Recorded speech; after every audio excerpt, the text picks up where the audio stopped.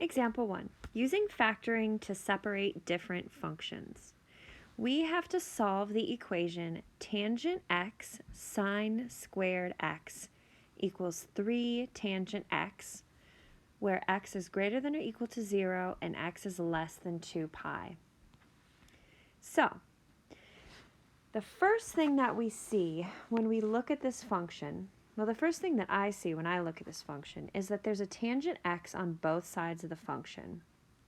So my first instinct, and don't write this down because my first instinct is wrong, but my first instinct is to divide both sides by tangent of x.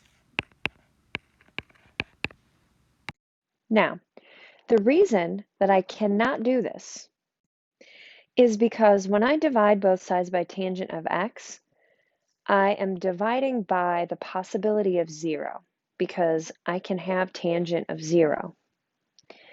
Well, if you divide by tangent of 0, you lose the two solutions for which tangent of x equals 0.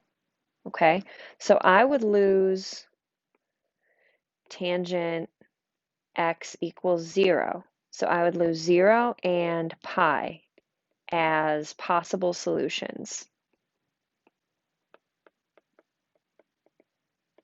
because I know that 0 on the denominator would be undefined, and 0 and pi would make the tangent x on the denominator undefined.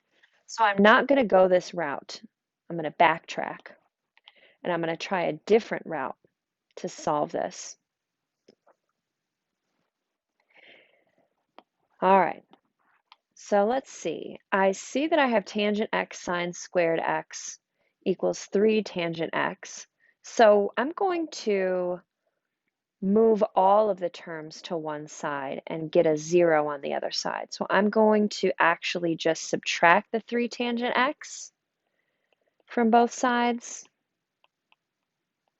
so that I have tangent x sine squared x minus 3 tangent x equals 0. And now when I have it in this form, I can use factoring to separate the two functions. So where it stands here, I have one big long expression with two different functions intermingled. But I want to separate out the tangent x. So notice how both terms have tangent in them. So I'm going to factor out the tangent x, and in this first term all that's left is sine squared x, and in the second term all that's left is 3.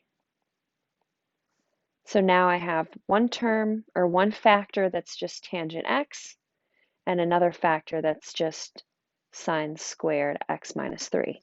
So now I can separate them. So I can say tangent x equals 0 and sine squared x minus 3 equals 0. And at this point, I need to get my sine and my tangent solved alone. Now, tangent is already all by itself, but sine squared x minus 3 I need to simplify. So sine squared x equals 3. Notice how I added 3 to both sides there. And now I square root both sides. So I have sine x equals plus minus square root of 3.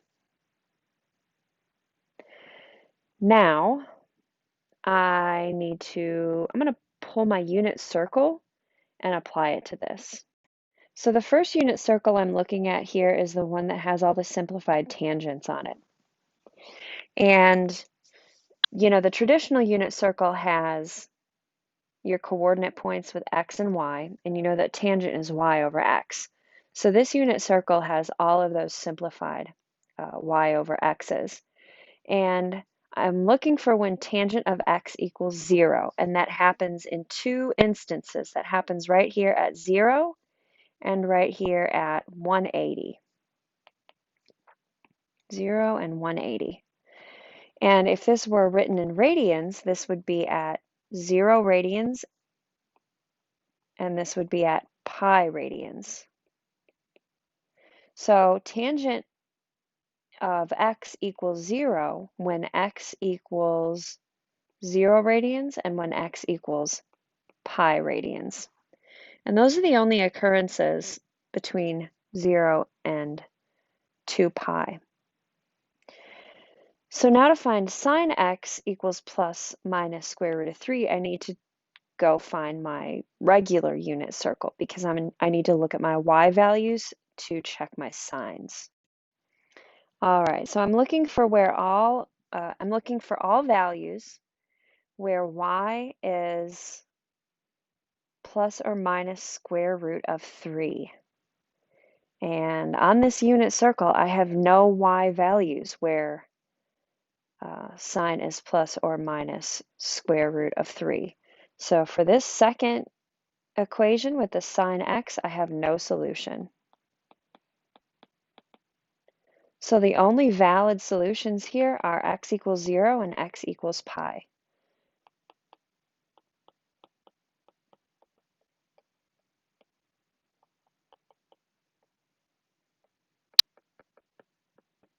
Notice how dependent I am upon the unit circle. Now, you don't get the unit circle on any final exam, so you need to make sure that